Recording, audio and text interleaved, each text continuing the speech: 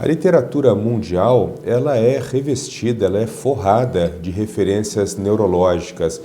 São dezenas, talvez centenas de obras da literatura clássica em que você vê referências quanto à neurologia, quanto a transtornos neuropsiquiátricos. Eu vou citar nessa próxima série para vocês algumas obras, alguns livros muito importantes da literatura mundial em que você observa algumas discussões neurológicas muito interessantes, né? Bom, acho que todo mundo aqui conhece Lewis Carroll. Lewis Carroll foi um romancista, um poeta, ele também foi fotógrafo, desenhista, nascido em 1932, e ele entrou para a história da literatura mundial por ter escrito um livro que é Alice no País das Maravilhas, né? Esse livro foi publicado em 1862 e ele vem sendo reeditado a exaustão por todas essas décadas.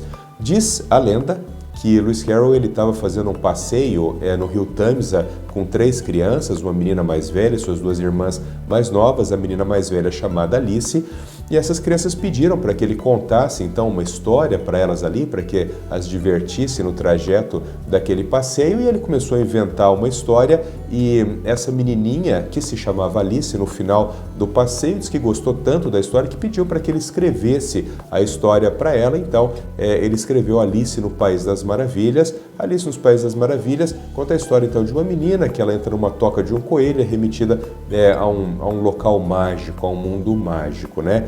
Por que esse livro tem relação com a neurologia? Porque existem inúmeras passagens ali que descrevem episódios cujas frases elas descrevem questões neurológicas. Por exemplo, tem uma frase muito clássica do livro que diz assim: devo estar encolhendo como uma luneta. Devo estar encolhendo como uma luneta, quando Alice fica muito pequena. Tem uma outra passagem em que ela diz assim: eu cresci tanto que minha cabeça quase tocou o teto e naquele momento eu tive medo de quebrar o meu pescoço, né?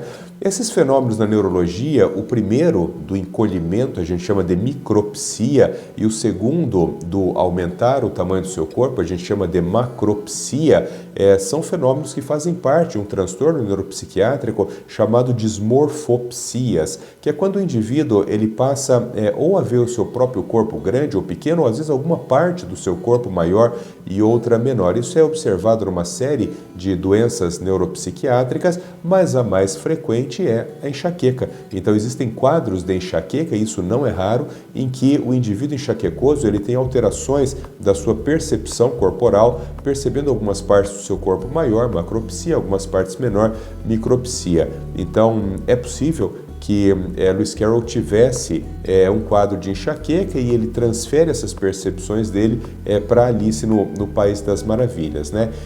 Bom, essa é uma história curiosa sobre esse livro. Existem outras passagens ali no livro que também fazem referência a transtornos neuropsiquiátricos, mas essa é uma relação clássica entre a literatura e a neurologia.